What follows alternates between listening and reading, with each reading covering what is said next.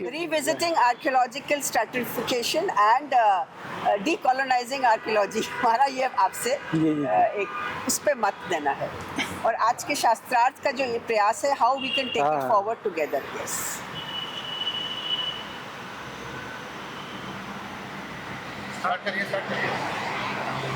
हाँ, सबसे पहले मैं एक्चुअली मीरा मिश्रा जी का धन्यवाद करूंगा कि उन्होंने जो है बहुत बड़े मंच पे कई विद्वानों को मौका दिया है और विशेषकर तिथि शास्त्र के बारे में, और जो हमारी जो है साहित्यिक परंपरा है, ग्रंथ परंपरा है, और उसके साथ साथ जो है पुरातत्व की खोजों से जो हमें पता चला है कि भारत के जो है हेरिटेज है और जो हमारी परंपराएं हैं उसके क्या हमारे पास जो है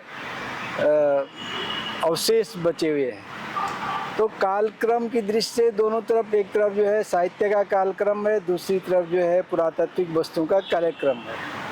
अब ये कालक्रम में अभी तक हम इतिहास उसको मानते हैं जो लिखा गया है। बहुत सारी चीज़ें ऐसी हैं कि जो लिखा गया है पर पढ़ा नहीं गया है, तो इसलिए हम उसको इतिहास में शामिल नहीं करते हैं, पुरातत्व, खास करके पुरातत्वविद। अब ये एक बड़ी अच्छी बात मुझे आज जानने को मिली कि भाई हमारी जो महाभारत की डेट जो है, जो तिथि है 3136 BC के आसपास जो है, जो भी विद्वान हैं यहाँ पर संस्कृत के, एस्ट्रोलॉजी, एस्ट्रोनॉमी और जो भी जिन्होंने अध्ययन किया इस क्षेत्र में, वो मानते कि ये डेट होनी चाहिए। तो अब ये समस्या है कि ये डेट यदि महाभारत की है तो उसके बाद हमारे पास जो पुरातत्व दृष्टि देखा जाए तो हड़प्पा सभ्यता के अवशेष मानते हैं हम, जिसको हम सिंधु घाटी, सरस्वती सिंधु सभ्यता के नाम से जानते हैं। और वो एक विशाल एरिया है, लगभग 13 लाख वर्ग किलोमीटर क्षेत्र में फैला हुआ है। उसी में आपके सप्त सिंधु भी आते हैं, पंचनद प्रदेश भी आता है, और उसमें आपका गुजरात, राजस्थान, सिंध, पंजाब, हरियाणा, वेस्टर्न यूपी, ये सारा शामिल है। अब इतना बड़े पटल पे, भूभाग पे एक सभ्यता विकसित हुई, उसमें नगर पैदा हुए, बड़े बड़े महानगर भी हैं उस समय की दृष्टि से देखें तो। अब ये महाभारत के बाद ये माना जाएगा कि भाई एक फेज है कि जो मैच्योर फेज तक आने के लिए, मैच्योर जो हम मानते हैं 2600 BC के आसपास, वो आगे भी जा सकती है, इसमें कोई दो राय नहीं है। तो लगभग महाभारत के बाद भी एक समस्या फिर होगी, भाई अचानक क्या हुआ कि इतना डेवलपमेंट कैसे हो गया, इतने महानगर कैसे विकसित हो गए, और इतना मतलब जो रिसोर्सेज कहाँ से आए होंगे, उसके पीछे कौन रहा होगा। एक बहुत सारी चीज़ें हैं, और यदि महाभारत की डेट हम ये मानते हैं तो उसके साथ हम कह सकते हैं भाई अर्ली हड़प्पन जिसको हम मानते हैं अभी, उसमें जो परंपरा आपकी मेहरगढ़, नौशेरो और कीर्थारेंज के तलहटी में बसने वाले लोग जो है, वो परंपरा जो विकसित होकर के आगे बढ़ रही है, और मेरे ख्याल से वही परंपरा आपके जो लोअर गंगा वैली में, मिड गंगा वैली में चल रही है, वहाँ भी जो है अर्ली सिविलाइजेशन है। तो ये सारों का कैसे मिलाप हो रहा है, कैसे कांटेक्ट बन रहे हैं, और कैसे वो जो है इस एक महानगरीय सभ्यता में परिवर्तित हो रही है, एक इश्यू है ये है। और यदि महाभारत हुआ है तो वो जो छोटे छोटे गांव हैं, जो 3136 BC माने, तो उसके जो समकालीन जो है वो छोटे छोटे गांव या छोटे छोटे नगर जैसे हैं। तो ये नगरों के ही लोग होंगे वो जो लड़े होंगे, और ये लड़े मेरी दृष्टि से, मतलब यदि महाभारत का यदि जो महाकाव्य है उसकी दृष्टि से देखें, और जो लड़ाई का मूल है, लड़ाई का मूल इसमें एक्चुअली जो है ज़मीन है और पानी है। तो क्या इसमें कुछ ये जलवायु परिवर्तन का कुछ योगदान है? उसकी वजह से लोगों को जो है ज़मीनों के लिए ये सब झगड़े हुए हैं।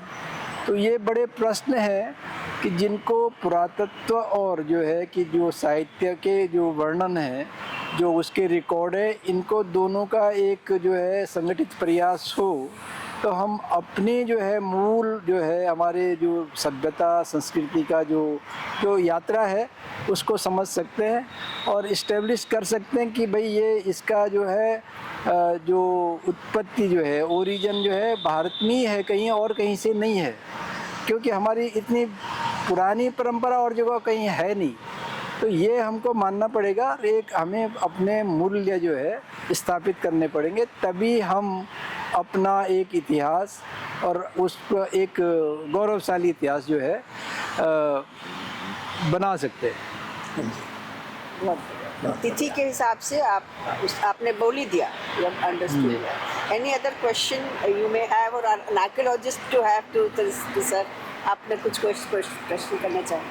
हाँ नहीं, आई थिंक ये आज बहुत अच्छा अवसर है जहाँ के आर्कियोलॉजिस्ट और जो आर्कियो एस्ट्रोनॉमी दोनों साथ मिल करके भारतीय जो प्राचीन ग्रंथों में जो एस्ट्रोनॉमिकल ऑब्जर्वेशंस रिकॉर्डेड है, क्या उसके आधार पर कुछ क्रोनोलॉजी का रिकंस्ट्रक्शन कर सकते क्या?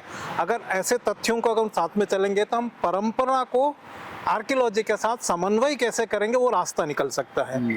लेकिन अभी तक एक कठिन ये था कि हम संस्कृत ग्रंथों को संदेह की दृष्टि से देखते थे, लेकिन आज हम ये प्रयास करने जा रहे हैं कि जितने भी एस्ट्रोनॉमिकल रेफरेंसेस है उसमें कहीं इनकंसिस्टेंटी नहीं है, उसके आधार पर हम एक एब्सोल्यूट क्रोनोलॉजी का रिकंस्ट्रक्शन कर सकते हैं। केवल हमें एक रास्ता ढूंढना पड़ेगा कैसे हम आधुनिक साइंस को हमारी जो परंपरागत तिथियों के साथ कैसे हम समन्वय कर पाते हैं। उसी दिशा में एक बहुत अच्छा प्रयास नीरा मिश्रा जी ने किया है, सभी स्कॉलर्स को पूरे भारत से इकट्ठा करके आज और कल हम ये तिथि शास्त्रार्थ करने जा रहे हैं। जी, आप बताएं। निश्चित रूप से ये एक बहुत महती प्रयास है भारतीय ज्ञान परंपरा को समझने के लिए। तो हमारे दो क्रूशियल प्रॉब्लम है जिसको एड्रेस करना चाहिए। पहला, जो वेद है उसकी तिथि क्रम क्या है, और दूसरा महाभारत की तिथि क्रम क्या है। दो ऐसे मूल ग्रंथ हैं जिसके आधार पे पूरी संस्कृति का रिकंस्ट्रक्शन निर्धारित है। एक और महत्वपूर्ण है कि इन कंसिस्टेंसी जो डेट आ रही है, चाहे वो एस्ट्रोनॉमिकल डेट्स आ रही हों और जो आर्कियोलॉजिकल डेट्स आ रही हैं, और उस दोनों को कैसे समन्वित किया जाए, और उसके लिए जो भौगोलिक लोकेशन है जो महाभारत में मेंशन है, जो भौगोलिक लोकेशन है जो वेद में मेंशन है, और उसके जो पुरास्थल है और उससे जो प्राप्त अवशेष मिल रहे हैं, क्या वो महाभारत में वर्णित चीज़ों के साथ मेल खाते हैं और वो तिथि क्रम मेल खाता है, ये एक बहुत महत्वपूर्ण प्रश्न है। तो इसमें जो ये पूरे 2 दिन का जो डिस्कोर्स है, उस डिस्कोर्स में जो चीज़ें बाहर निकल के आएंगी कि जो तिथि क्रम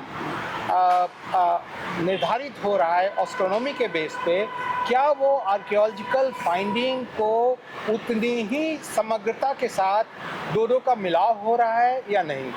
ये क्या दो अलग अलग पटरी चल रही है ट्रेन की जो आगे नहीं मिल रही है क्या, या दोनों एक साथ हैं और आगे जाके मिल जाती हैं, ये एक बहुत महत्वपूर्ण होगा। तो ये प्रयास जो है ये निश्चित रूप से सराहनीय है, और इसमें जो भागीदारी है वो दोनों तरह के स्कॉलर्स की भागीदारी है, जो मुझे लगता है कि जो फाइनल डिलिब्रेशन होगा वो बहुत महत्वपूर्ण होगा।